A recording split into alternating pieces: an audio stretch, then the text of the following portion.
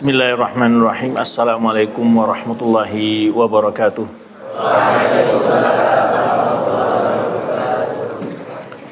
Innal hamdalillah nahmaduhu wa nasta'inuhu wa nastaghfiruh wa na'udzu billahi min shururi anfusina wa sayyiati a'malina. May yahdihillahu fala mudilla lahu wa man yudlil fala hadiya lahu. Asyhadu an la ilaha illallah wahdahu la syarika lahu wa asyhadu anna Muhammadan abduhu wa rasuluhu la nabiyya ba'dah. Ya ayyuhalladzina amanu taqullaha haqqa tuqatih wa la tamutunna illa wa antum muslimun. Ya ayyuhan nasu taqu rabbakumul ladzi khalaqakum min nafsin wahidah wa khalaqa minha zawjaha wa batha minhuma rijalan katsiran wa nisaa'a wattaqullaha alladzi tasaaluna bihi wal arham innallaha kana 'alaikum raqiba. Ya ayyuhalladzina amanu taqullaha wa qulu qawlan sadida yuslih lakum a'malakum wa yaghfir lakum dhunubakum wa may yuti'illaha wa rasulahu faqad faza fawzan 'azima. Amma ba'd, fa inna asdaqal hadithi kitabullah wa khairal hadi Muhammadin sallallahu alaihi wasallam wa syarrul umuri muhdatsatuha wa kullu muhdatsatin bid'ah wa kullu bid'atin dhalalah wa kullu dhalalatin finnar. Ma'asyirat talabah, para penuntut ilmu ini muliakan Allah Subhanahu wa taala. Pujian syukur kepada Allah Subhanahu wa taala di pagi hari ini kita dimudahkan Allah Subhanahu wa taala untuk berhadir di rumah Allah yang mulia ini dalam rangka bertafaqquh fiddin, menambah ilmu dan pengetahuan kita serta wawasan kita terhadap agama yang mulia ini. Semoga kita selalu dimudahkan Allah Subhanahu wa taala untuk mendapatkan ilmu yang bermanfaat serta amal yang saleh.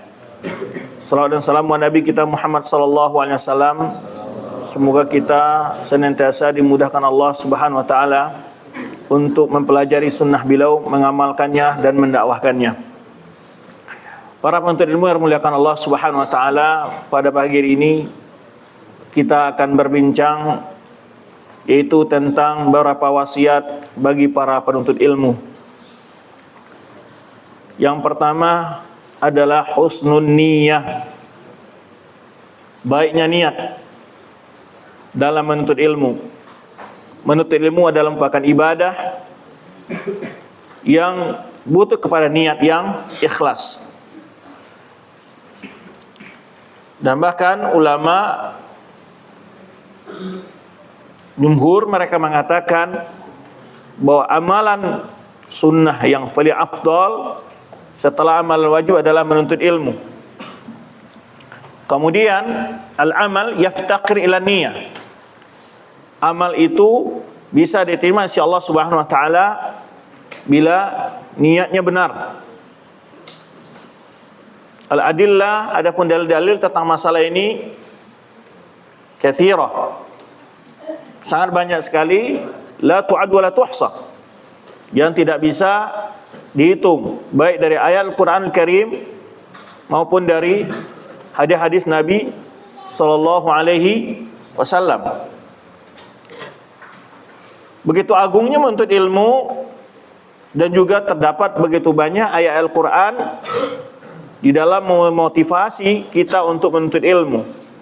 Demikian pula hadis-hadis Nabi sallallahu alaihi wasallam.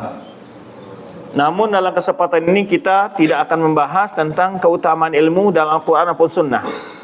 Tapi adalah langkah-langkah yang harus kita miliki agar perjalanan kita dalam menuntut ilmu itu sukses. Mendapat ilmu yang bermanfaat. Bukan sekadar mendapat selembar ijazah atau sepotong gelar akademik. Tetapi adalah benar-benar mendapatkan ilmu yang bermanfaat. Semana yang setiap pagi dianjurkan kita untuk berdoa oleh Rasulullah SAW.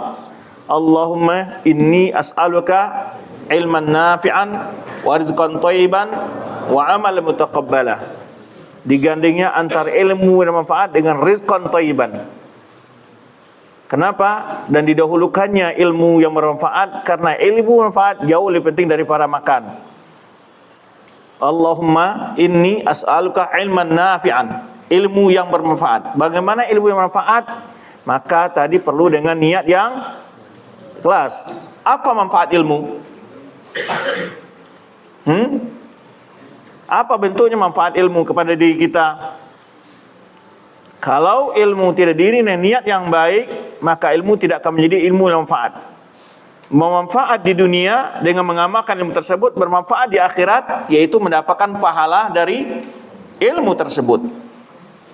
Ya, sebenarnya pahala besar di antara menuntut ilmu adalah apa? Man salaka tariqan yaltamisu fihi ilman sahalallahu bi tariqan ilal jannah. Itu pahala yang terbesar adalah merupakan meraih surga Allah Subhanahu wa taala. Taib. Jadi perlu niat yang benar dalam menuntut ilmu itu. Bukan karena ingin tasyahar, ingin masyhur, ingin terkenal, ingin viral, ingin dipuji manusia, ya, ingin dipanggil ustadz, bukan. Tapi adalah ingin untuk mengenal agama Allah dan beribadah kepada Allah dengan benar sesuai dengan tuntunan Rasulullah SAW. Makanya ketika Imam Ahmad ditanya bagaimana seseorang itu berniat dalam menuntut ilmu, ayyanwi, bahwa dia berniat ayafa'al jahla, yaitu raf'ul jahl an nafsihi wa an ghairihi. Apa niatnya di dalam menuntut ilmu itu adalah agar Allah menghilangkan darinya kebodohan, ya, dari dirinya sendiri, dan juga berupaya menghilangkan kebodohan dari orang lain. Ya, ayyanwi raf'al jahl an nafsihi wa an ghairihi. Kita ini banyak sekali kebodohan kita tentang agama. Mulai dari masalah-masalah akidah, dari masalah-masalah ibadah, dan masalah akhlak, muamalah, dan seterusnya. Karena kebodohan itulah sumber dari kesalahan. Ya, kebodohan adalah sumber dari kesalahan. Maka yang pertama adalah yang perlu diperbaiki oleh para penuntut ilmu apa? Husnun niyah. Bahwa satu kalimat yang kamu dengar dari gurumu, kamu perhatikan yang baik-baik, ingin untuk mengenal kebenaran, pahala.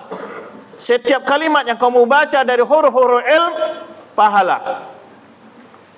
Maka di antara hal yang perlu sangat diperhatikan oleh para penuntut ilmu adalah husnun niyah.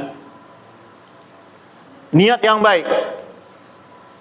Jika niatnya baik, dia menganggap itu sebagai ibadah, ya, setiap rasa ngantuk yang ditahannya, rasa haus dan lapar yang dialaminya, bagian dari kesabaran menuntut ilmu, maka dalam setiap detik dia dalam menuntut ilmu merupakan ibadah kepada Allah Subhanahu wa taala. Kalau orang yang tidak ikhlas menuntut ilmu, sedikit mengeluh, ya, sedikit apa? Lapor sama orang tuanya, kesulitan-kesulitan, ya, makanan nggak enak, dan seterusnya. Ya. Tapi orang yang ikhlas di jalan Allah Subhanahu Wa Taala, dia akan menilai segala kesulitan itu adalah bagian daripada apa? Pahala di sisi Allah Subhanahu Wa Taala. Karena tidak ada sesuatu yang mahal itu didapat dengan cara yang mudah. Itu sudah hukum alam dibuat Allah Subhanahu wa taala. Allah menjadikan sesuatu yang sudah ahkam kauniyah, kepastian yang dari semua hukum alam Allah jadikan di alam ini sesuatu yang bernilai tinggi, tidaklah didapatkan dengan mudah. Pasti berat tantangannya. Hanya orang-orang yang ikhlas yang mampu melewati segala hambatan dan tantangan dalam menuntut ilmu tersebut. Ya, kalau antum lihat mutiara yang ada di tengah lautan bukan didapat di tepi pantai, tapi adalah harus apa? Menyelam ke dasar lautan yang dalam, ya, penuh dengan tantangan yang menakutkan. Tidak ada emas yang muncul di atas permukaan tanah. Dia harus digali, ya, membutuhkan perjuangan dan pengorbanan. Sesuatu yang bernilai itu butuh kepada apa? Pengorbanan. Pengorbanan itu, ya, tidak akan siap kita lakukan kalau tidak ada kesabaran. Maka kesabaran, tahan banting, apabila niat kita lurus dalam menuntut ilmu tadi. Kalau tidak, sering berbelok ketika dalam berjalan menuntut ilmu. Ya, baru saja menuntut ilmu, digoda oleh teman-teman. Wah, di sini kurang bagus, di sana yang bagus, di sini apa harapan masa depan kita, dan seterusnya. Ya, apalagi kalau liburan, lihat teman-teman senang keluyuran ke sana sini, main HP setiap hari, ya, gayanya terus perlente ke sana sini. Kalau tidak, ya, bisa mengendalikan diri, dengan mudah kita akan berpaling dari jalan menuntut ilmu. Maka antum harus sadar bahwa antum berada di suatu perjalanan yang butuh kepada perjuangan dan tantangan, pengorbanan. Tapi bila dilalui dengan keikhlasan, semua tantangan hambaan itu menjadi ringan dan menjadi kecil di hadapan antum. Karena apa yang antum cari? Sesuatu yang berharga, keridhaan Allah Subhanahu wa taala. Ya. Maka di antara hal yang perlu diperhatikan para penuntut ilmu adalah husnun niyah. Karena disebutkan hadis Nabi sallallahu alaihi wasallam, salah satu awalu ma tusa'aru bihimun nar. Ada 3 jenis orang yang pertama sekali dijadikan sebagai bahan bakar api neraka. Siapa mereka? Di antaranya adalah orang alim menuntut ilmu, orang yang menuntut ilmu yuqalu lahu alim, atau orang yang menghafal Al-Qur'an yuqalu lahu qari'. Nah, ilmu ya kalau tidak niatnya enggak benar, justru menjadi bumerang bagi orang yang mencarinya. Tetapi ilmu bila diiringi dengan niat yang benar, walaupun keterbatasan-keterbatasan yang dihadapi, namun keberkahannya luar biasa diberikan Allah Subhanahu wa ta'ala. Itu yang pertama, husnun niyah. Harus diperhatikan banget ini. Harus dikoreksi. Sadari bahwa antum berada dalam ibadah kepada Allah. Ya.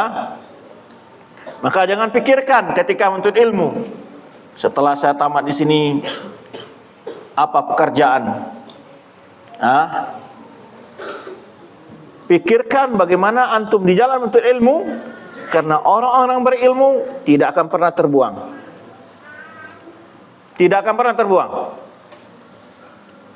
Karena Allah sudah berjanji, yarfa'illahu alladhina amanu minkum walladhina utul ilma darajat.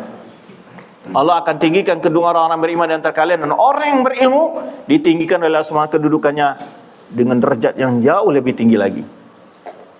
Jangan antum kira orang yang berilmu jauh dibutuhkan oleh, bahkan orang berilmu dibutuhkan oleh semua makhluk. Makanya ketika orang berilmu meninggal, maka ketika orang berilmu ini ada di muka bumi, dia doakan. Disebutkan oleh setiap makhluk, hatta hitana fil ma, kata Rasulullah SAW. Sampai ikan di dalam air pun mendoakan. Seluruh makhluk mencintai orang menuntut ilmu.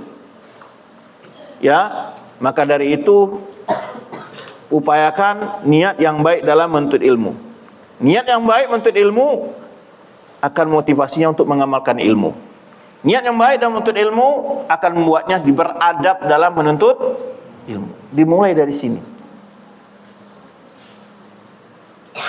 Taib. Yang kedua, husnul tanzimil waqt. Ini sangat penting,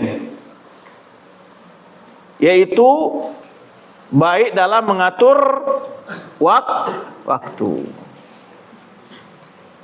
Ini inti sebenarnya yang sering dilalaikan para penuntut ilmu. Kapan tidur, kapan istirahat, kapan makan, kapan mandi, ya, kapan masuk kelas, ini harus diatur.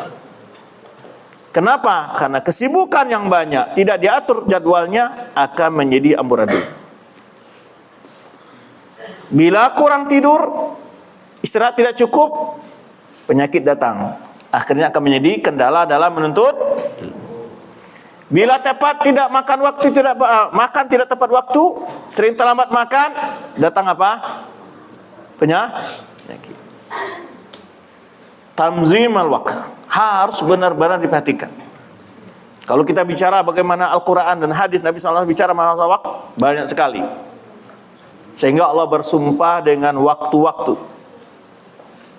Maka jangan sesekali membuang-buang waktu.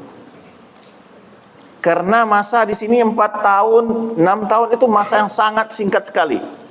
Tanpa terasa. Ya. Dan itu belum mendapatkan apa-apa ilmu sebenarnya kalau dilihat dari sisi ilmu itu sendiri. Masih banyak abwabul ilmi yang belum kita pelajari. Maka sangat penting apa? Husnul tanzim al-waqt. Perlu pengaturan waktu yang baik. Sehingga Allah bersumpah mulai dari waktu fajar, wal fajr. Setelah itu waktu duha, wadduha. Siang, wan nahari. Asar, wal asri. Malam, wal laili.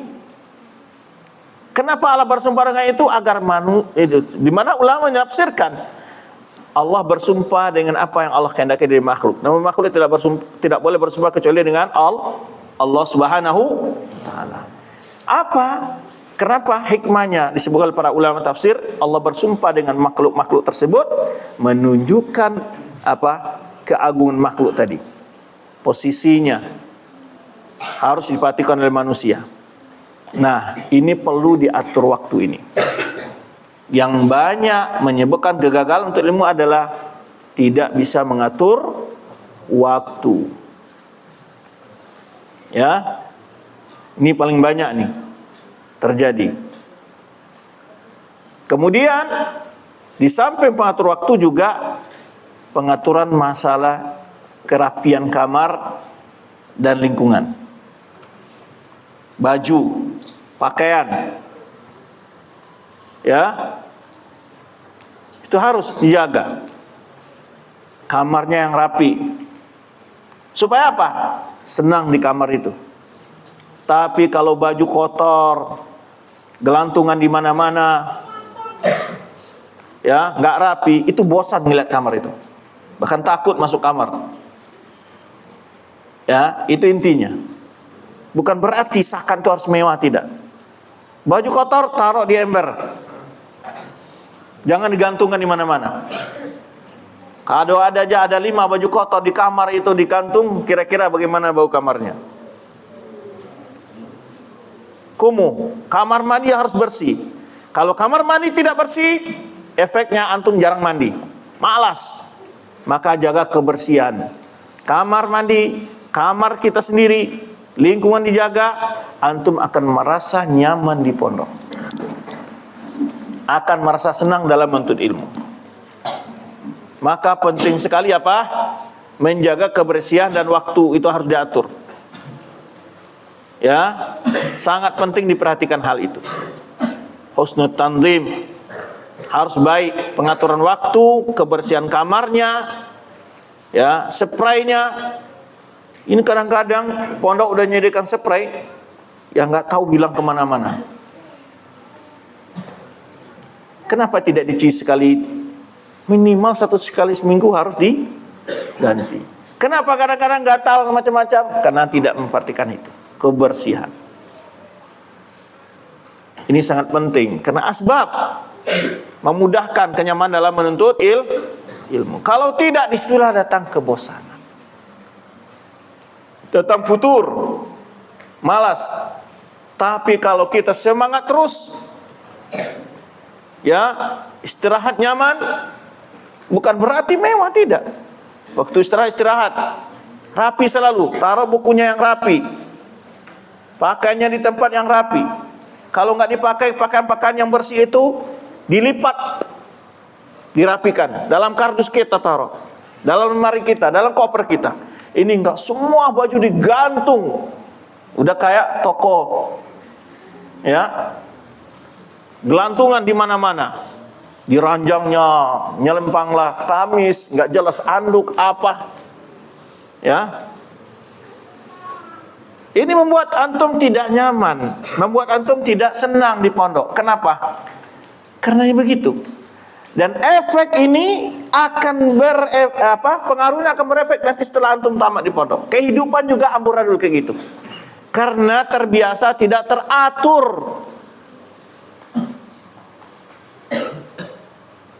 Ya, orang yang tidak teratur. Nah, ini agama tidak menginginkan seperti itu. Maka diatur. Pentingnya waktu sholat ada diatur waktu sholat. Supaya mereka disiplin dalam waktu. Ya, maka penting masalah menjaga waktu. Kadang-kadang udah waktu tidur, musrif keliling sekitar Sakan, ujung tidur. Kan nggak harus begitu. Ya, waktu tidur. Tuh bangun. Kalau sudah terbiasa demikian, hidup itu akan otomatis saja nanti. Jam 2 kita bangun, murajaatul Quran. Ya. Sebelum subuh kita sudah mandi karena antri mungkin. Itu manajemen kita. Antri pokoknya orang wudhu mandi ramai, kamar mandi kurang di pondok. Kita bangun sebelum subuh, kita mandi, kita segar pergi salat subuh, ya kan? Kita sudah murajaah sampai di masjid, ikut salat subuh, setelah salat subuh kita murajaah lagi atau menambah hafalan atau membaca pelajaran yang mau dipelajari ini. Kita santai. Setelah itu datang waktu sarapan, kita sarapan, berangkat ke kelas. Harus bisa pengaturan waktu. Efek tidak teratur, terlambat bangun, pasti terlambat wuduknya karena antri.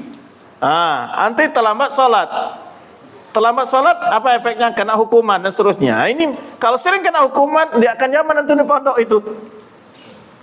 Nggak nyaman lagi itu. Nah, kita harus bisa benar-benar mengatur waktu kita. Ya, kerapian kamar mandi. Ini sampah semua dibuang di kamar. Enggak.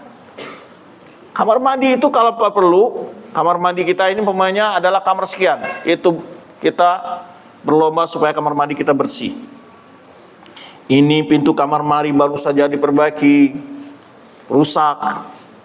Ya kan? Nggak ada menjaga. Efek antum tidak nyaman nanti.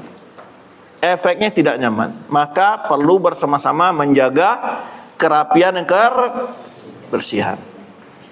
Husnul tartib atau husnul tanzim. Baik mengatur waktu, kebersihan, kerapian, ya, itu akan berefek setelah antum tamat di pondok. Kalau antum pulang di rumah, habis mandi, anduk taruh sembarangan, baju kotor taruh sembarangan, ini bukti bahwa antum belum mengalami pendidikan yang baik. Pulang liburan, makan nggak teratur, tidur nggak teratur, ini berarti antum orang yang tidak punya pendidikan. Itulah hasil pendidikan itu, membuat manusia tadi punya aturan dalam hidupnya. Maka harus husnul tanzim atau tanzil waktu perlu sekali. Ya, maka dibuat jadwal kita. Pagi ini jam berapa mulai belajar, jam berapa sarapan. Kadang-kadang udah terlambat bangun atau terlambat mandi, ini kejar-kejar mandi, sarapan nggak jadi, langsung masuk kelas karena takut terlambat. Ada yang begitu nggak? Ada nggak? Ini kalau sering begini apa efeknya? Mudah dapat maka atur waktu.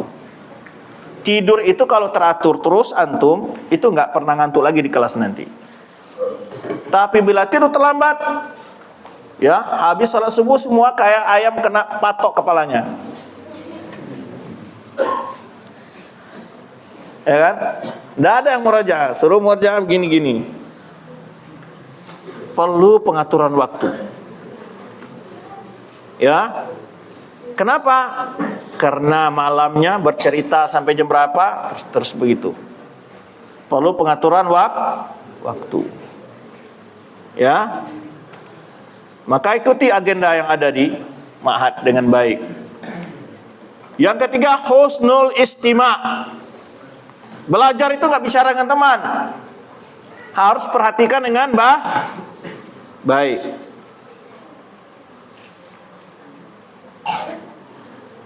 Karena sumber untuk mendapatkan ilmu yang pertama adalah mendengar.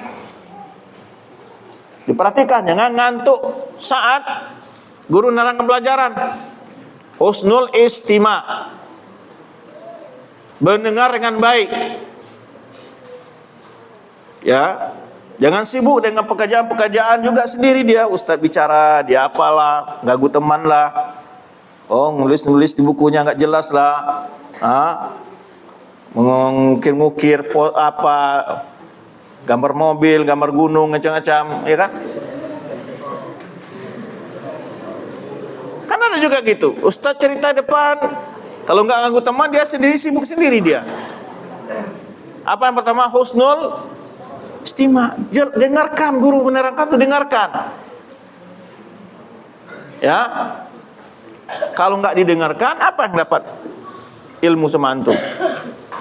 Husnul istima'. Ini sangat penting. Perhatikan ketika guru menjelaskan materi. Ya. Jangan sibuk sendiri. Ya, ganggu teman, cerita, ya kan? Main pena gini-gini, kertas lah diorek-orek, nggak jelas. Nah, banyak juga itu ya. Taib. Sudah berapa? Keempat, husnul kitabah. Catat apa yang dijelaskan guru. Poin-poin penting. Ya. Dicatat ketika mendengarkan hal-hal yang dijelaskan oleh guru kita. Husnul kitabah itu ada tulisannya juga bagus. Ini sudah kelas SMA, kadang-kadang udah kuliah, nulis bahasa Indonesia aja nggak, apalagi bahasa Arab. Nggak bisa dibaca tulisannya. Ya. Baik. Harus dicatat apa yang dijelaskan oleh guru. Nah, itu dirapikan. Semuanya belajar kita. Antum sudah terbiasa mencatat hal-hal yang penting, itu belajar terus. Apa yang dijelaskan guru kita dicatat. Pengertian ini katanya ini dicatat. Ya. Ini kadang-kadang ke kelas itu penanya nggak pernah dituliskan. Bukunya tetap bersih, nggak ada tulisan apa-apa. Dicatat. Baik bahasa Arabnya atau apa yang dijelaskan Ustadz, dijelaskan, dicatat. Ya, harus dicatat apa yang dijelaskan oleh Ustadz, karena ilmu itu dicatat. Makanya Imam Syafi'i dan para ulama lain, al ilmu saydun. Ilmu itu adalah buruan. Dengan apa ditangkap ilmu itu? Harus ditulis. Makanya ketika ayat pertama turun, disebutkan antara wasilah Allah menyajikan ilmu kepada manusia adalah bil qalam. Alladzi 'allama bil qalam. Penting mencetak ilmu tersebut. Ya. Sudah berapa? Baik. Husnul qiraah. Makanya ayat pertama surat Al-Alaq juga Iqra. Bismi rabbikal ladzi khalaq, khalaqal insana min 'alaq. Iqra. Wa rabbukal alladzi 'allama bil qalam. 'Allamal insana ma lam ya'lam. Ya, ayat yang pertama ini bicara tentang bagaimana wasilah meraih ilmu. Buku dibaca. Catatan dibaca. Ya. Enggak ketika belajar aja. Ada namanya harus diulang pelajaran tersebut. Ya. Husnul qiraah, belajar membaca bahasa Arab. Karena sering membaca kita akan bisa mengambil kesimpulan. Ya. Membaca itu harus ada seninya. Orang membaca ya, kitab tebal itu kadang-kadang sebentar aja sama dia. Ya, maka sering membaca, jangankan baca kitab, baca Al-Quran saja. Pertamanya antum baca Al-Quran tuh 3 ayat aja udah keringatan luar biasa. 1 halaman keringatan luar biasa. Tapi dengan terus mengulang 1 juz, setengah jam nggak nyampe. 20 menit bisa selesai murajaah 1 juz. Dari mana itu? Muawadah. Karena selalu. Kenapa orang bisa cepat nulis, Ustaz? Kenapa orang tulisannya bagus? Itu tadi, husnul kitabah. Selalu sering menulis. Pelajaran paling catat. Kesimpulan-kesimpulan. Juga harus sering membaca. Supaya cepat bisa membaca. Ya, karena satu wasilah mendapatkan ilmu adalah harus membaca. Kemudian apa lagi? Husnul hifzi. Ada hal-hal yang harus dihafal. Ya. Dipilih dalil-dalil yang penting dihafal. Masalah-masalah ini harus dihafal. Husnul hifz. Atau hadis-hadis ayat Al-Quran. Ada waktu-waktunya dipilih. Ya. Sudah berapa? Keenam. Husnul fahmi. Ya. Harus dipahami apa yang ditulis, apa yang dibaca, apa yang dihafal. Jangan kayak Beo. Beo dia bisa diajar bicara dia, tapi nggak paham. Setiap pagi antum ajar sembelih saya, diulang oleh dia, tidak tahu itu kata-kata adalah dia nggak paham artinya. Belum tentu orang banyak membaca bisa belum tentu orang sering menulis juga paham apa yang ditulis. Belum tentu orang banyak hafalan juga paham apa yang dihafal. Kalau seandainya setiap orang yang hafal itu paham, wah lah sudah ulama itu, banyak anak-anak yang hafal Al-Quran. Orang Arab banyak hafal Quran. Kenapa tidak menjadi ulama dia? Di sini tadi husnul paham. Dan ini dipelajari makna dan maksud ayat dan hadis yang dihafal itu. Husnul apa? Yang keberapa? Ketujuh, husnul murajaah. Ini penting dari segala yang disebutkan tadi. Husnul apa artinya? Harus seling di murajaah. Apa yang dihafal, apa yang dibaca, apa yang ditulis. Kalau nggak di murajaah, walau antum nulis 1000 kitab, 1000 apa catatan, simpan aja. Nol. Walau antum baca kitab sekian banyak, tidak di murajaah. Walau antum hafal sekian juz Al-Quran, tidak di murajaah.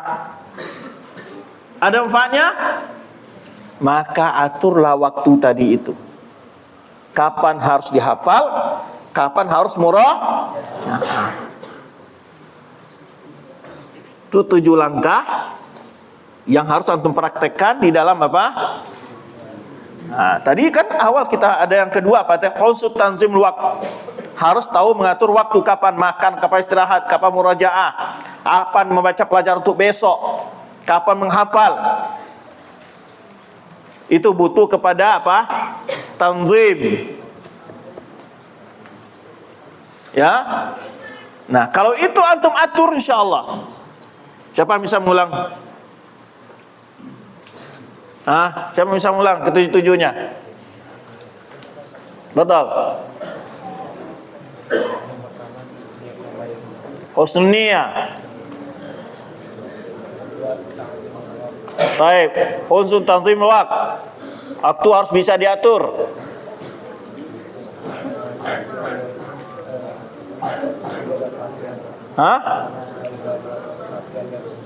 Itu bagian dari husnul tanzim. Baik. Husnul istima'. Kalau guru lagi bicara, ada muhadharah, jangan bicara sama teman. Taib, husnul kitabah, mencatat ilmu. Ilmu itu harus dicatat. Ya. Husnul qiraah, harus dibaca. Husnul husnul hifzi. Harus tahu apa yang dihafal, apa yang tidak. Nah, husnul fahmi, harus dipahami apa yang ditulis, apa yang dibaca, apa yang dihafal. Husnul murajaah, harus dimurajaah, baik hafalan. Ya, maka sebelum antum hadir ke kelas, baca selintas dulu pelajaran untuk yang mau dipelajari. Walaupun nggak hafal, nggak paham, jelas dibaca dulu. Pasti antum ada melihat kalimat-kalimat yang sudah familiar. Ya, sehingga ketika menyerap ilmu ini sampai di kelas tidak nol. Kita sudah tahu, oh ini tadi maksud yang dibaca itu. Oh ini penjelasannya, ini. Sehingga sudah ada bantuan. Tapi kalau kita hadir di kelas itu semuanya baru didapat di kelas, itu seberapa yang bisa terserap apa yang dijelaskan oleh guru. Upayakan membaca selintas apa yang mau disampaikan guru. Setelah disampaikan guru, kita akan mencatat penjelasan-penjelasan kalimat-kalimat, arti-arti kata-kata umpamanya. Ya. Kemudian apa? Nanti malam sebelum tidur dibaca apa yang dipelajari itu sekilas saja. Enggak dihafal, sekilas saja. Oh, ini tadi jelaskan, ini jelaskan. Murajaah itu husnul murajaah. Sebelum ujian memang antum tidak hafal apa yang pernah antum baca, antum tulis itu. Tapi ketika antum ditanya, ketika apa, itu muncul maklumatnya. Oh, ini dia. Teringat itu. Ya, maka waktu melihat itu, teori menghafal, sampai di tempatnya terbayang itu. Oh, ini di halaman sekian terbaca. Kalimat gitu. Itu yang namanya fokus ketika kita membaca, mendengar, memahami dan murajaah. Dan inti dari ilmu itu adalah murajaah. Ilmu akan hilang kalau tidak dimurajaah. Hafalan akan hilang kalau tidak dimurajaah. Kita pernah dibaca, perlu dimurajaah. Nah, ini yang paling berat itu hal yang terakhir tadi itu. Kenapa? Karena setan terlalu sering mengatakan kepada kita, ini sudah pernah dipelajari, oh ini sudah pernah dibaca, ini. Jadi kita ditimpa oleh ghurur nafs, ditipu oleh diri sendiri, merasa bisa, merasa tahu. Padahal banyak yang lupa. Maka selalu diulang-ulang ilmu itu. Ya, itu dari sisi tahsilul ilmu yang harus kita lakukan. 7 langkah tadi. Tentu jelas mengamalkan ilmu dan serta tuntutan ilmu yang sudah jelas, ilmu yang manfaat tadi. Tapi bagaimana metode dalam mencari ilmu, antum upayakan lakukan hal-hal yang kita sampaikan tadi. Yang pertama, niatnya harus baik. Yang kedua, waktu juga, karena ilmu itu banyak. Ya, tentu harus diatur waktunya. Ya, tidak semua ilmu yang harus kita awal itu harus kuasai semua, enggak. Harus tahu maratibil ilmi, mana yang lebih didahulukan. Kemudian yang ketiga apa? Istima. Mendengar itu penting. Bahkan untuk menghafal Al-Quran saja, antum sering mendengar, hafal. Ustaz-ustaz itu hafal ayat dan hadis-hadis itu bukan karena dia hafal banyak ayat hadis, karena dia sering mendengar gurunya menjelaskan masalah itu, terulang-ulang ayat itu, terulang-ulang hadis itu menjadi hafal. Itulah pentingnya mendengar. Jadi bukan karena dia banyak hafalan juga, kadang-kadang enggak. Cuman dia karena sering terdengar dan terdengar menjadi hafal. Ketika kita mendengar, kita juga upaya menghafal. Ketika diterangkan guru nih, oh nantilah saya ulang lagi pelajaran ini nanti sebelum ujian. Sering kita begitu dalam belajar. Bukan ingin dapat ilmu saat itu langsung. Oh kan ini sudah ada bukunya, nanti tinggal dibaca. Itu kadang-kadang hadir bagaimana gangguan setan saat belajar itu dalam diri kita. Oh nantilah kan ada catatan. Betul nggak? Sering kayak gitu dalam pikiran kita. Kemudian ketika murajaah menghafal, kita buat batasan untuk menjawab karena itulah sampai di situ batas ilmu kita. Kita sudah format bahwa ini untuk menjawab ujian, bukan untuk menjadi ilmu yang tetap kekal di diri kita. Yang selalu pahami, Sama sekarang komputer itu kan bisa diformat orang, kan enggak? Sekian waktu dia hilang, pemain terhapus. Maka antum ketika menghafal murojaah bukan karena niatnya untuk setoran, enggak dimarahi ustadz, tapi ingin ini harus terhafal seumur hidup.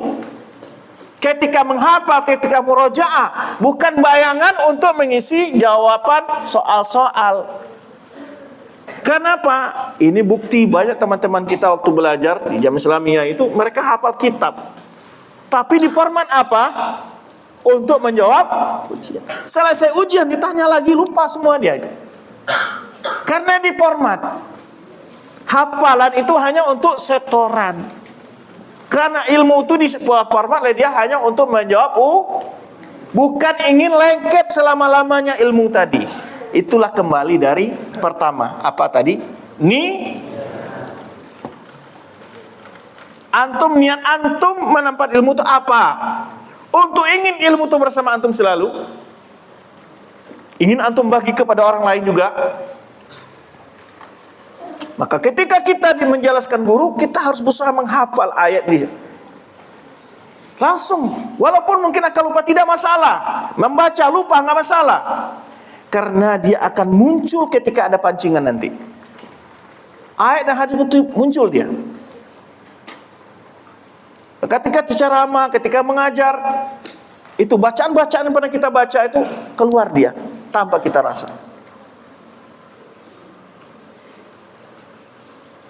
Maka ketika guru menerangkan, oh ini kan ada dalam catatan.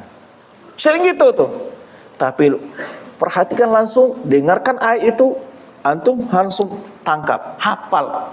Apa yang ditulis guru di depan tulis itu kesimpulan-kesimpulan, langsung hafal. Simpan langsung. Ya.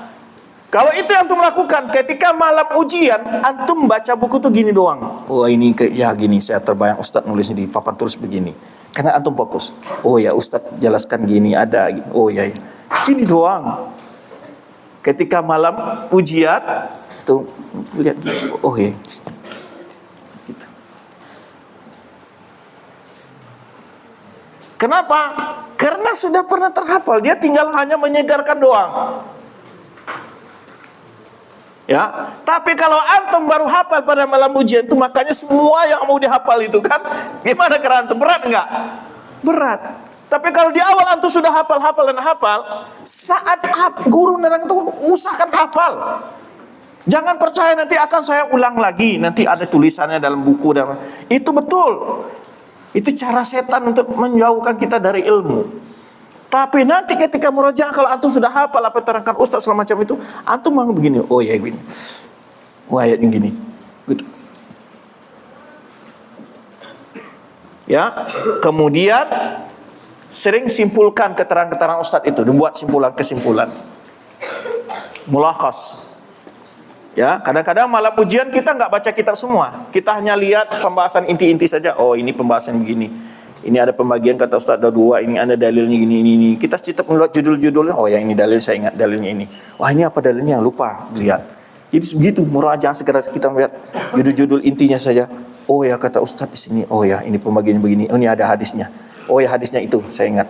Oh ini apa hadisnya ya? Lupa. Jadi harus punya teori. Dan itu memang tidak antum kalau selalu berupaya seperti itu, nanti akan mendapat manzilah itu, akan sampai pada tingkat itu. Memang pada awalnya berat, tapi setelah itu sangat gampang. Antum sudah terbiasa. Kita ini sebenarnya otak kita itu seperti pisau. Kalau diasah terus, digunakan terus, dia semakin tajam. Tapi kalau disandarkan, oh ini kan ada dalam buku, jadi buntu otak. Maka asah terus dia, rangsang terus untuk berpikir, untuk menangkap, untuk menghafal.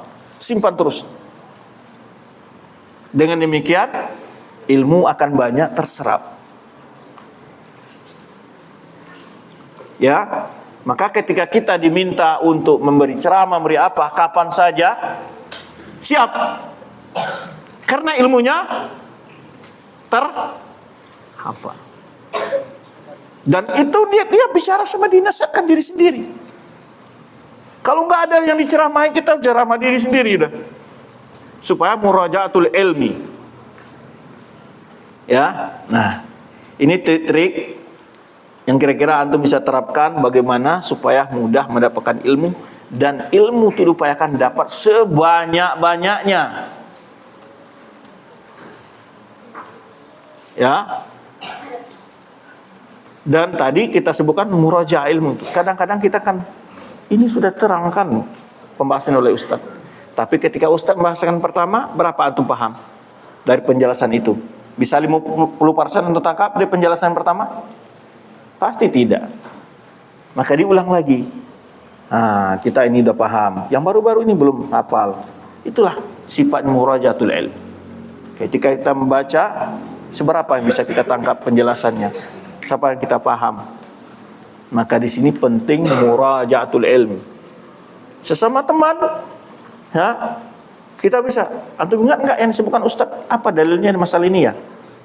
Coba antum biasakan di dalam berbicara dengan teman-teman, diskusi-diskusi masalah ilmu. Ya, akan selalu hangat, senang, enak kita dalam menuntut ilmu. Selalu bicara-bicara masalah ilmu. Iya ya, saya lupa itu dalilnya. Apa kata Ustaz ya? Dalil tentang kita harus kumur-kumur sebelum untuk apa? Dalil kamu ingat nggak tadi disebutkan Ustaz? Kita selalu hidupkan suasana ilmu. Ya. Nah, bukan bicara ini lato-lato apa, ya kan? Yang dipikirkan macam-macam. Maka antum harus hindari pengaruh-pengaruh luar yang akan merugikan waktu antum. Karena antum di masa muda ini itu kecerdasannya sangat tinggi. Ya, maka pergunakan semaksimal mungkin kecerdasan itu untuk mendapatkan ilmu. Itu barangkali berapa nasihat dalam menuntut ilmu, semoga bisa antum praktekkan ya dengan baik-baik sebaiknya, dan antum diberi taufik oleh Allah SWT mendapatkan ilmu. Ya, sebetulnya ada poin yang lebih penting adalah antum harus punya ulul himmah. Kalau Ustadz nyuruh kita menghafal 3 ayat, kita usahakan 4 ayat hafal. Jangan hanya sekedar apa yang dibatasi Ustadz. Itu orang yang punya ulul himmah. Kata Ustadz, tugas diserahkan hari Kamis, kita hari Senin tugas itu sudah selesai. Jangan pernah menunda-nunda waktu.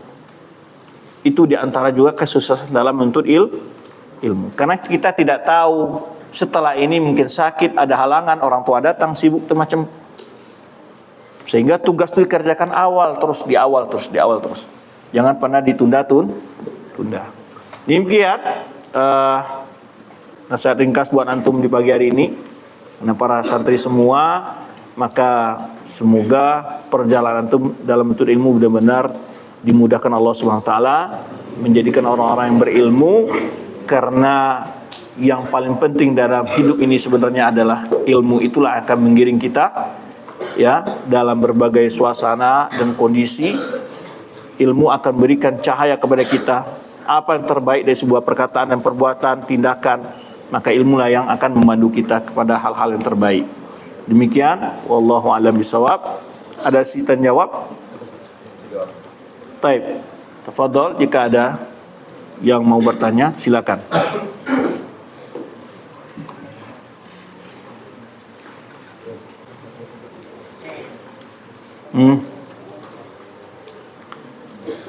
Silakan santri yang sebelah kiri dulu nih, sebelah kanan. Silakan yang ada yang mau tanya?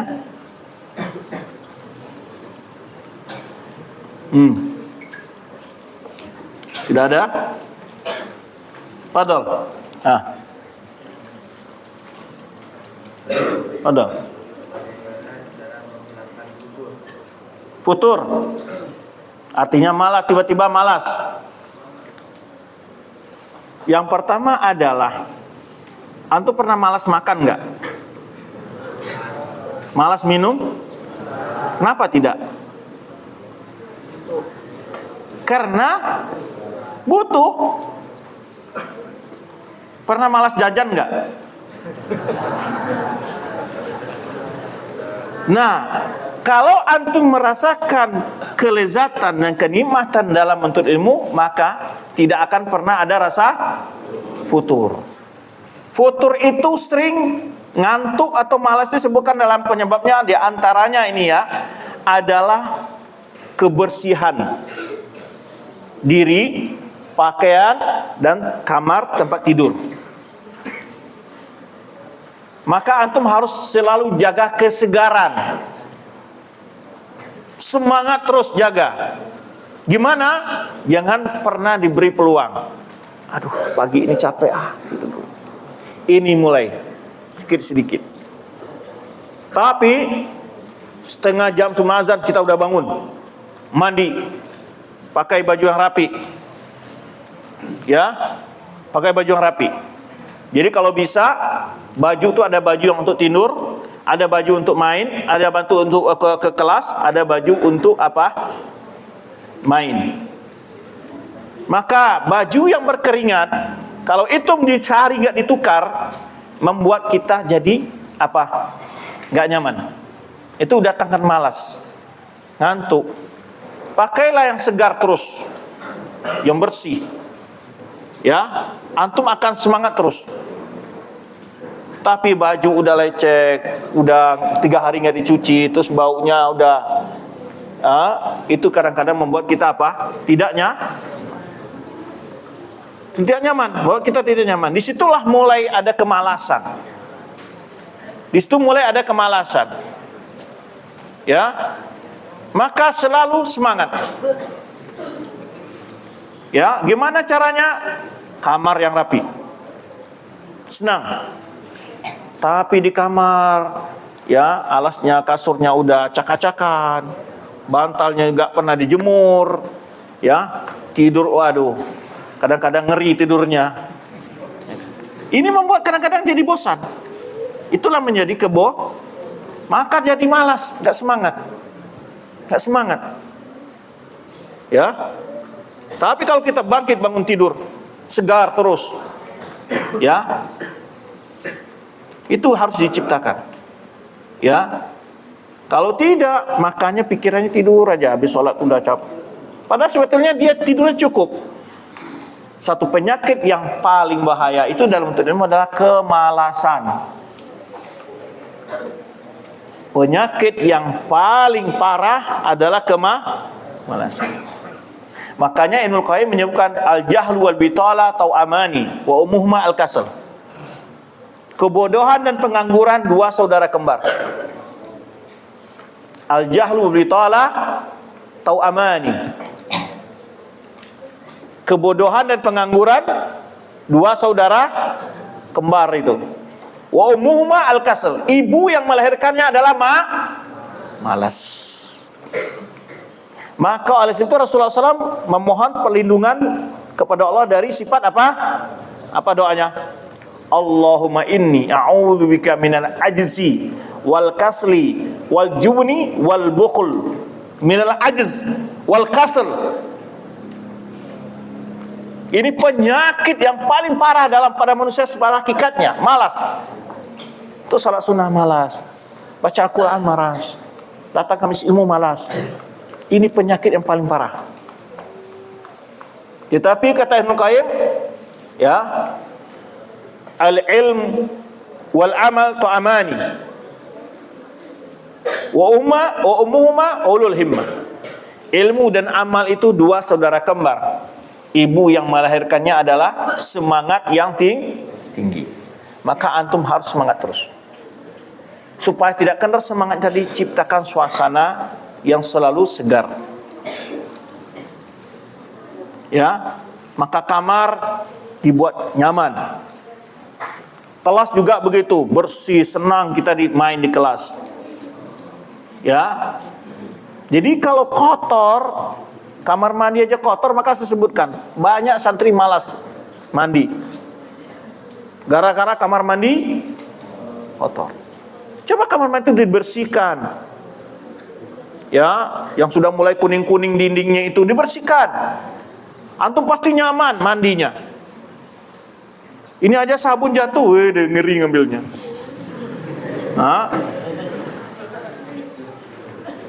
Coba antum ciptakan demikian. Ya, walaupun nggak punya kasur, tapi kalau bersih, Ya, nyaman tidur itu.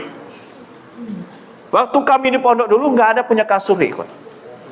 Tahu antum tikar yang terbuat dari daun apa namanya itu? Pandan. Daun pandan. Nggak ada kasur. Tikar daun pandan. Bantalnya apa? Bantalnya adalah sajadah yang dilipat. Tuh ranjangnya kayu. Jarang-jarang kayunya. Kalau bangun tidur itu di sini ada bekasnya. Ya. Sekarang Masya Allah santri harus pakai kasur, pakai bantal, guling lagi. Ya kan? Jadi antum harus ciptakan suasana selalu hangat. Selalu semangat terus. Coba antum biasakan demikian. Ya, bangun tidur semangat. Ya, mandi, segar, pakai baju. Ya. Baju sudah kotor simpan. Ya, 2 kali sehari ke laundry atau apa. Baju itu sekali 2 hari diganti. Minimal sekali 2 hari diganti. Ya. Dicuci. Sarung. Nah, sarung pemain untuk sholat. Ya udah, ini sarung. Kalau mau sholat kita mau pakai sarung. Jadi nggak dipakai untuk main. Jadi selesai sholat kita lipat, rapikan, taruh. Semangat terus antum coba nanti.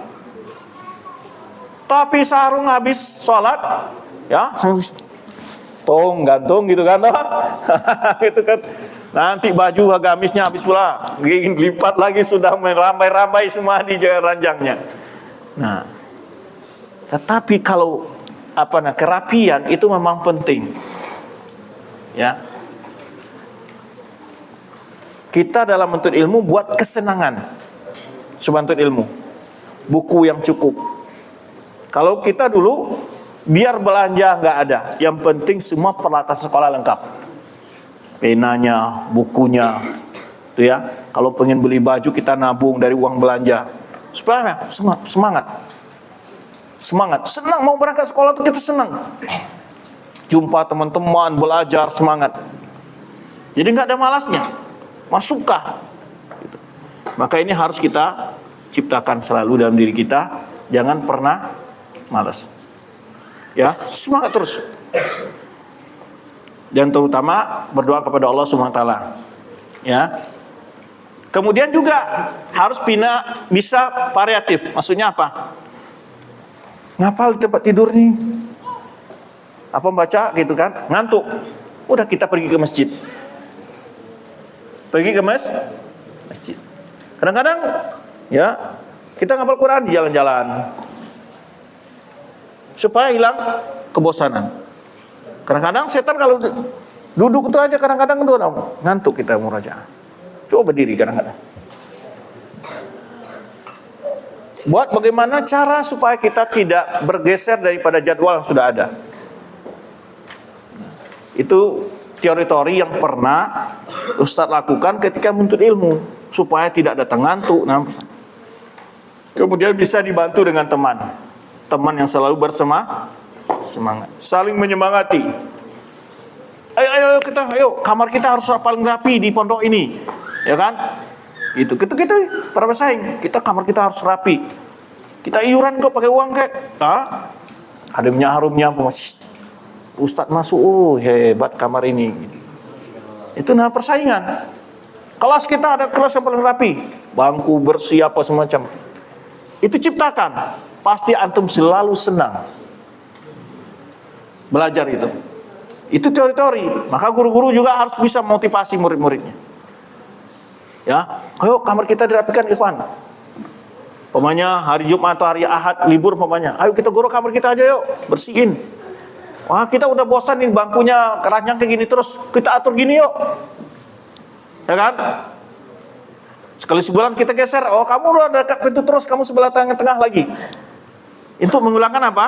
Kebosanan. Story. Udah kamu sekarang di atas, saya di bawah lagi. Ganti-gantian sama teman. Coba itu antum ciptakan.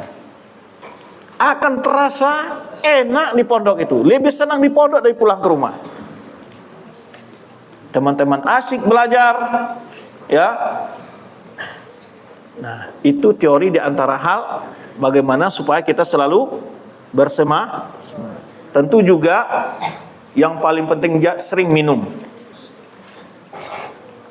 Jangan minum minuman yang berpengawet atau yang gas-gas segala macam, itu kadang-kadang mempengaruhi kesehatan. Itu juga batuk semacam, kalau tidak nyaman itu sering membuat patah semangat. Sering minum air putih terus. Sering minum air putih agar antum selalu segar dan bugar. Itu di antara hal-hal yang pernah Ustaz lakukan di dalam menuntut ilmu, ya.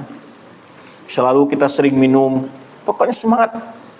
Jangan masuk kelas, kita jangan datang sudah waktu mepet-mepet. Pokoknya pakai prinsip 5 menit sebelum guru masuk saya sudah duduk di kelas.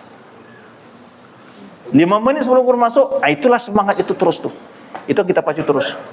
Ada target-target yang kita punya aturan buat diri sendiri. 5 menit sebelum dosen masuk kita sudah masuk. Sehingga kita tidak, kalau sudah mulai, sama dengan ibadah juga begitu ikhwan. Umpamanya, ini baru azan, komanya lama, ntar dulu. Betul nggak? Sering gitu kan?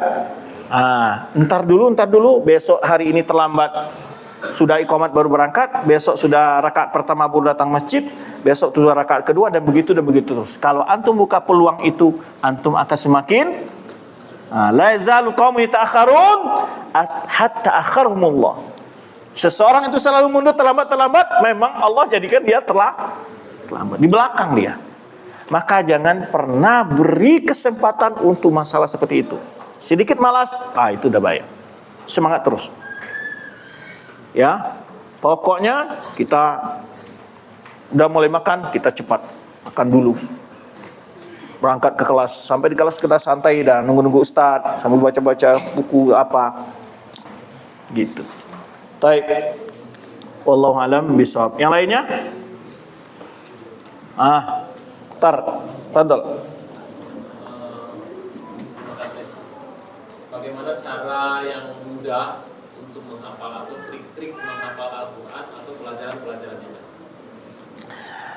Kalau menghafal Al-Quran, ya itu berbeda-beda di antara kemampuan orang sebetulnya. Tapi menghafal Al-Quran itu yang dipakai oleh pada umumnya adalah menghafal ayat pertama, halaman pertama itu dilihat. Jadi makanya di antara teori memudahkan itu adalah pakai mushaf itu yang modelnya sama, satu mushaf. Paham tuh? Satu mushaf yang antum pegang selalu. Sehingga antum tahu betul sudut-sudut itu apa bunyi ayat di bawah-bawahnya, sudah hafal betul. Jadi menghafal bukannya sekadar lafaz yang terhafal, tapi sampai pada posisi-posisi kalimat dalam mushaf antum pun hafal. Dilihat gitu. Nah, dibaca ayat pertama ini umpamanya 5 kali. 5 kali. Ya, halaman pertama ayat pertama 5 kali. Kemudian ayat kedua 5 kali. Digabung ayat pertama ayat kedua 5 kali lagi. Terus diulang lagi sampai hafal. Berapa kali antum bisa hafal? Hafal. Diulang dari awal lagi gitu. Satu halaman itu.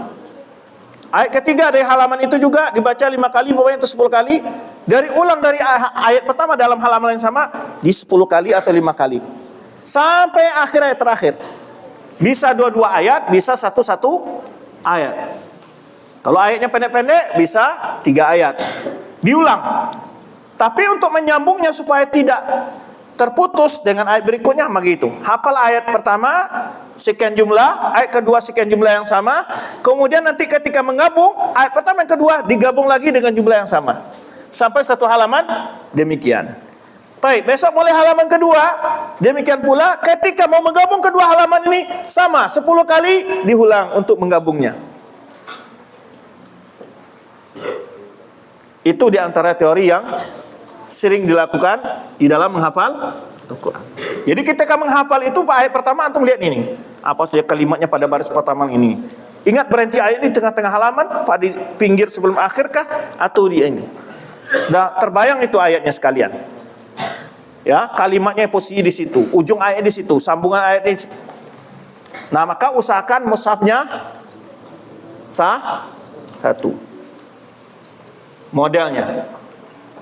Ya, karena ada tertib ayatnya pada yang berubah-ubah ayat setiap halaman tuh. Nah, pakai mushaf yang 1 tertibnya, yang modelnya yang sama, itu yang terus dipakai. Ya. Itu di antara hal yang kita lakukan. Nah, ketika menghafal ayat-ayat demikian. Menghafal ilmu itu adalah, kalau ilmu itu pokok-pokoknya yang kita hafal. Dalam setiap masalah minimal kita hafal 1 ayat, 1 hadis. Kan ayat itu kadang-kadang ada yang sudah hafal oleh kita. Hadis sudah terhafal oleh kita. Maka kita ambil ayat itu untuk dalil masalah-masalah yang kita pelajari. Maka pertama kita ringkas.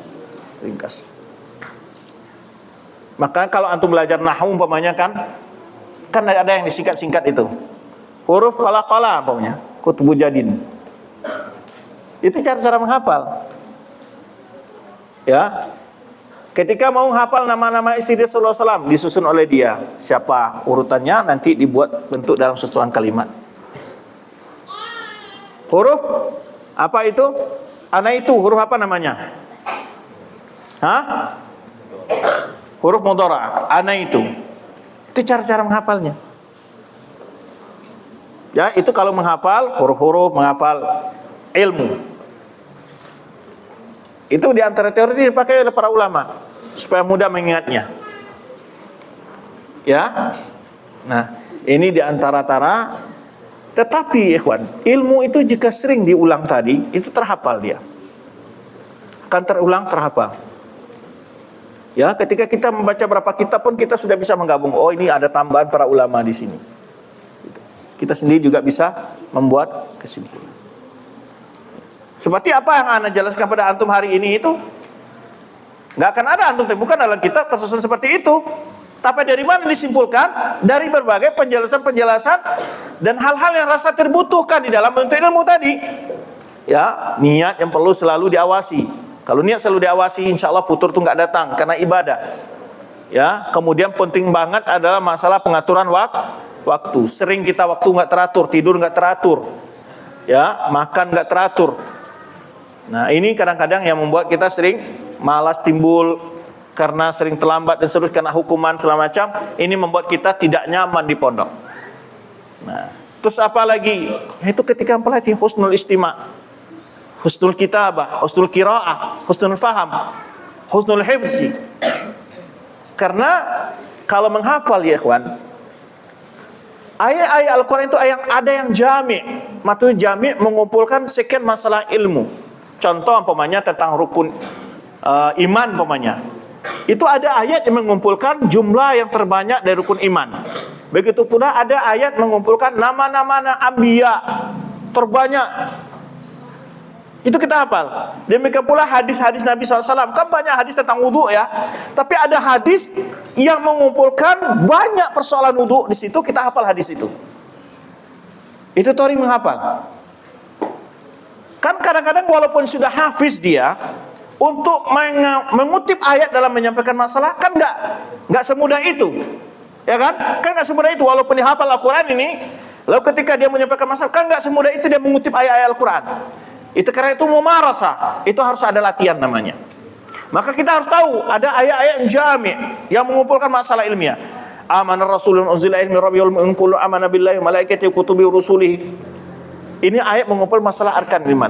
Laisal birra an tuwallu wujuhakum qibalal masyriqi wal maghrib walakinnal birra man amana billahi wal yawmil akhir wal malaikati wal kitabi wan nabiyyin. Ini ayat-ayat juga sering dijadikan syawahid oleh ulama dalam masalah rukun iman. Nah, itu kita ketika hadis wudu, hadis Utsman bin Affan. Oh, ini hadisnya lebih menjelaskan sifat wudu lebih kompleks. Itulah yang kita hafal. Ketika mau bicara nanti dibahas hadis ini. Karena dia banyak membahas suatu topik ilmu. Nah, maka di antara yang sangat dianjurkan ulama, kenapa Arba'in Nawawiyah sangat dianjurkan dihafal? Kenapa? Karena Arba'in Nawawiyah mutamayyiz, sangat istimewa dalam beberapa sisi. Banyak sebetulnya hadis-hadis 40 itu banyak. Ulama mengarang sebelum Imam Nawawi juga banyak. Tapi dia dalam kitab Arba'in Nawawiyah ini tidak fokus kepada hadis tertentu. Ada arba'in fil ilmi, ada arba'in fil kaza, gitu kan? Tapi ini enggak. Dia membawa ada masalah akidahnya, muamalahnya, akhlaknya, berkah ahkamnya. Arba'in Nawawiyah. Dan hadis yang dipilih untuk masalah tersebut hadis-hadis yang memang jami' mani'. Maka oleh sebab itu para ulama sangat menganjurkan menghafal hadis-hadis Arba'in Nawawiyah tadi. Gitu. Karena dia hadisnya mencakup masalah uddin secara umum, ya, sehingga banyak masalah abwabul ilmi di dalam Arba'in Nawawiyah itu. Dan hadisnya hadis-hadis pilihan dari sisi kandungannya dalam satu masalah. Gitu. Nah, itu di antara teori kita dalam menghafal. Tidak semua kitab kita hafal, tetapi ada pilihan-pilihannya. Baik, padahal.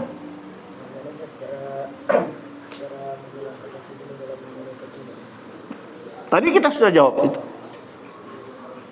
Yang tadi kita jelaskan adalah harus selalu membuat suasana baik di kamar, baik di kelas adalah hal-hal yang bersih. Pertama adalah kebersihan, itu sangat penting. Pakaian kita, ya, peralatan belajar kita tersusun rapi. Kadang-kadang untuk pergi ke belajar aja dicari mana kitab ini, di balik-balik semua. Enggak, harus diatur rapi. Ini pelajaran hari Selasa, ini pelajaran hari Rabu, ini hari Kamis. Sehingga ketika kita mau berangkat, ambil gampang. Dan kerapian itu membuat kita sangat senang. Tapi kalau berantakan, itulah yang membuat kita malas. Baju, buku, segala macamnya, ya, taruh sepatu, sendal. Coba antum praktekkan di kamar antum, taruh sendal rapi, baju-baju rapi. Pasti antum merasa nyaman duduk di kamar gitu, waduh, enak dilihat, senang. Gitu. Maka tidak datang perasaan malas tadi. Maka harus dijaga suasananya di dalam kamar kita. Kamar mandi harus bersih umpamanya, ya kan? Atur tempat sabunnya yang baik umpamanya. Sehingga wah, indah. Itu yang membuat kita nyaman. Ya. Kalau udah mulai kotor kamar mandi kita bersihkan. Kerja bakti sama teman-teman. Pintunya kamar mandi kita dibersihin. Itu senang kita. Itu inti di antara, ya, di dalam keluarga pun begitu. Nanti akan berefek ketika dia telah berkeluarga, selalu dia rapi dalam kehidupannya, disiplin dalam perjalanan waktu segala macam yang dia lakukan. Sangat penting. Kalau tidak, dia akan bekerja asalan terus. Maka karena keasal-asalan itu membuat kita tidak fokus untuk mengerjakan suatu hal. Datanglah sifat malas dan seterusnya. Baik, demikian. Sudah 3 pertanyaan. Mohon maaf jika ada kekurangan penyampaian materi ini. Subhanakallahumma bihamdika asyhadu an la ilaha illa anta astaghfiruka wa atubu ilaik. Wassalamualaikum warahmatullahi wabarakatuh.